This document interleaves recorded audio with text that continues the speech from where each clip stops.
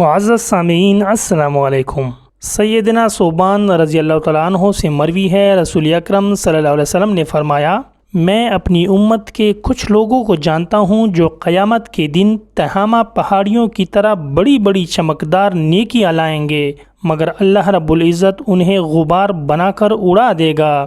سیدنا ثوبان رضی اللہ تعالیٰ عنہ نے عرض کیا، یا رسول اللہ، ہمیں ان لوگوں کی صفات سے آگاہ فرمائیے، کہیں لا علمی میں ہم ان میں شامل نہ ہو جائیں۔ تو رسول اکرم صلی اللہ علیہ وسلم نے ارشاد فرمایا، وہ تمہارے ہی طرح بائی بند ہوں گے اور تمہاری طرح شب بیدار بھی ہوں گے، لیکن جو ہی تنہائی میں انہیں کوئی موقع ہاتھ آئے گا تو وہ گناہوں کا ارتکاب کر کے اللہ تعالیٰ کی حدوں کو پامال کر کے رکھ دیں گے۔ ایک دوسری حدیث میں سیدنا جابر رضی اللہ تعالیٰ عنہ سے مروی ہے، سیدنا نعمان بن قوقل رضی اللہ تعالیٰ عنہ نبی کریم صلی اللہ علیہ وسلم کے پاس آئے اور کہا، یا رسول اللہ، اگر میں فرض نمازیں ادا کرتا رہوں اور اللہ کے حرام کو حرام جانوں اور اللہ تعالیٰ کے حلال کو حلال جانوں تو کیا میں جنت داخل ہو سکتا ہوں؟ نبی کریم صلی اللہ علیہ وسلم نے فرمایا، ہاں، گناہ صرف آخرت ہی نہیں بلکہ دنیا میں بھی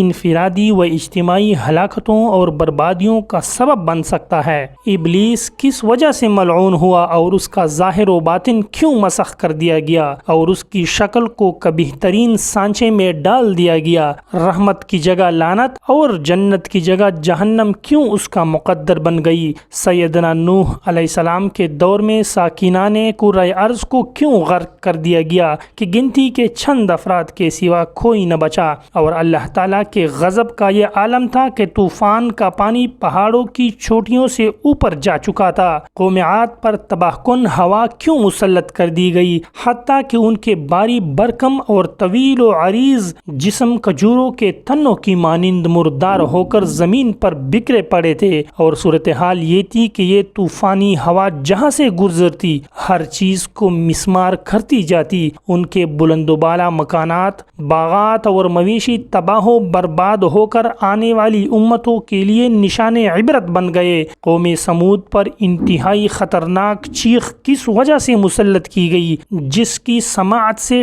ٹکراتی اس کا دل چلنی ہو جاتا، اور یوں پوری قوم موت کی وادی میں دھکیل دی گئی۔ قوم لوط کی پوری بستی کو کون سی چیز آسمان کی بلندیوں تک لے گئی حتیٰ کہ آسمان کے فرشتوں نے ان کے کتوں کے بھونکنے کی آوازیں سنی، پھر اتنی بلندی سے ان کی بستی کو الٹا کر زمین پر پھینک دیا گیا اور پوری قوم کو مٹا دیا گیا۔ قوم شعیب پر سائے کی مانند عذاب برے بادل چھوڑے جانے کا سبب کیا تھا حتیٰ کہ جب وہ قوم اس بادل کے نیچے بارش کی غرض سے جمع ہو گئی تو عذاب علیم کا قہر برسا کر پوری قوم کو اس طرح خاکستر کر دیا گیا کہ ان کا نام و نشان تک باقی نہ بچا۔ فرعون اور قوم فرعون کو سمندر میں غرق کر کے ان کی روحوں کو دوزخ کے عذاب مہین میں جھونکنے والی چیز کیا تھی؟ قارون اور اس کے اہل، مال اور گھر کس بنا پر زمین میں دنسا دیے گئے؟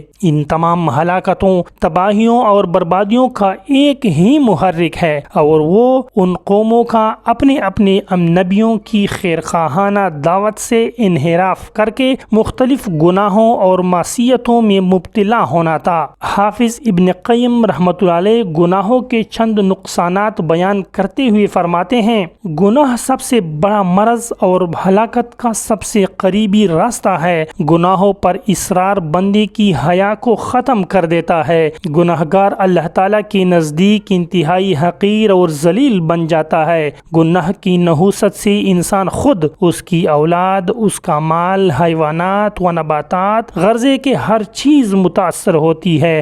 گناہ بالآخر معاشرے میں ذلت کا باعث بن جاتا ہے۔ گناہ کے ارتکاب سے عقل و حفظ فاسد ہو جاتے ہیں۔ گناہ دل کو اندھا کر دیتا ہے۔ گناہ موجب لعنت پروردگار ہے۔ گناہ کے سبب بحر و بر اور کائنات کی دیگر چیزوں میں فساد رونما ہوتا ہے۔ گناہ قلب انسانی سے غیرت کی حرارت بجھا کر انسان کو بے غیرت مرد بنا دیتا ہے۔ گناہ انسان کو کمزور کر دیتا ہے، جس کے نتیجے میں اس کا دشمن طاقتور ہو کر اس پر غلبہ پا لیتا ہے۔ گناہ نعمتوں کے زوال کا سبب بن جاتا ہے۔ گناہ بندے کے دل کو خوف اور وحشت سے بھر دیتا ہے۔ گناہ کے ارتکاب سے بندہ اللہ تعالیٰ اور اس کی مخلوق کے سامنے اپنی عزت و کرامت کھو دیتا ہے۔